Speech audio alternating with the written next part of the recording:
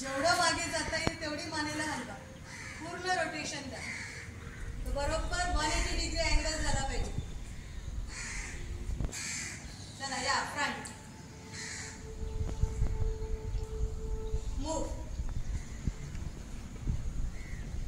Move to left, front.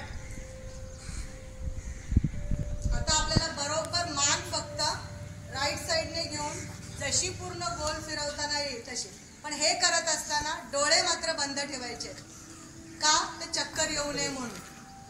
डोळे जर उघडे ठेवलात तर घुमरल्यासारखं होईल, तुम्हाला चक्कर येऊ शकते. टू अवॉइड दॅट डोळे बंद ठेवा आणि जेवढी मान गोलाकार फिरवताना येईल तेवढी फिरवा तुमच्या कॅपॅसिटीनुसार. Right to left, start. पूर्ण घ्या.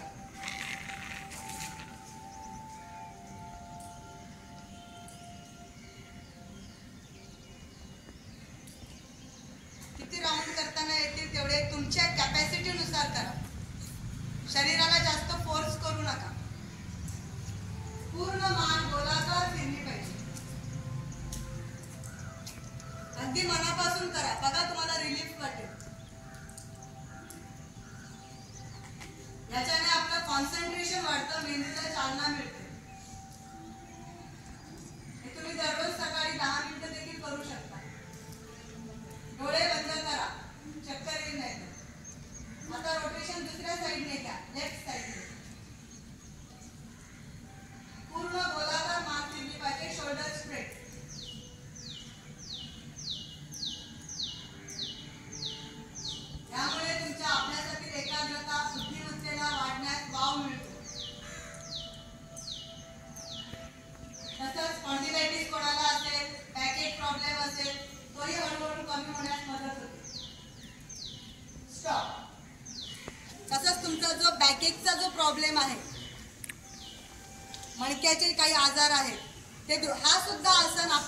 वज्रासनात बसून करायचा आहे. पण काही तांत्रिक कारणांमुळे आपण बसू शकत नाही, म्हणून आपण उभ्याने हा आसन करतोय. याला सुद्धा योगमुद्रा 2 म्हणतात. पूर्ण जसं तुम्ही समोरून करताय तसं परत मागून करा. रोटेशन चेंज करा. जेवढं करता येईल तेवढं स्लोली, पण पूर्ण रोटेशन झालं पाहिजे. परत हात स्ट्रेट, फक्त शोल्डर जसे तुम्ही आसनात असताना केला तसं. मला जमतंय का? एवढ्या मनामध्ये जे ब्लड सर्क्युलेशन आहे ते सुरळीतपणे मदत होते. माझं काय अजून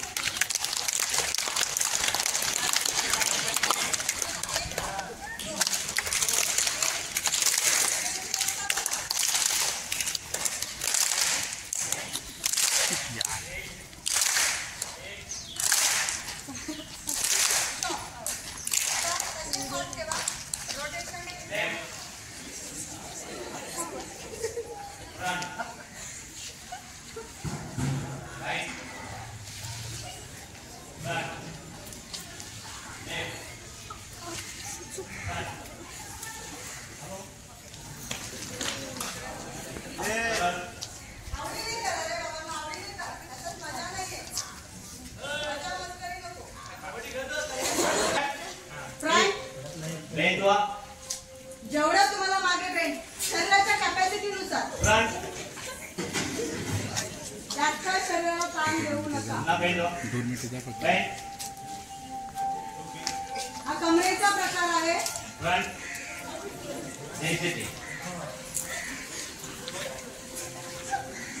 आता हात समोर. जेवढं आपल्याला गुडघ्यांमध्ये वाकता नाही तेवढं वाका. परत उभे.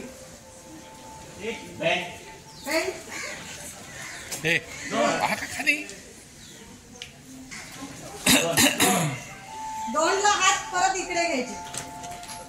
आता परत 1 2 2 3 4. लाफिंग योगा हसण्यामुळे काय होतं? आयुष्य वाढते आणि आपण चिरतरुण राहतो. बरोबर की नाही? चेहऱ्यावर प्रसन्नता आली पाहिजे, स्माइल आली. जितकं जोर जोरात हसता नाही तितकं हसा. Okay, 1 2 3 start. हसा.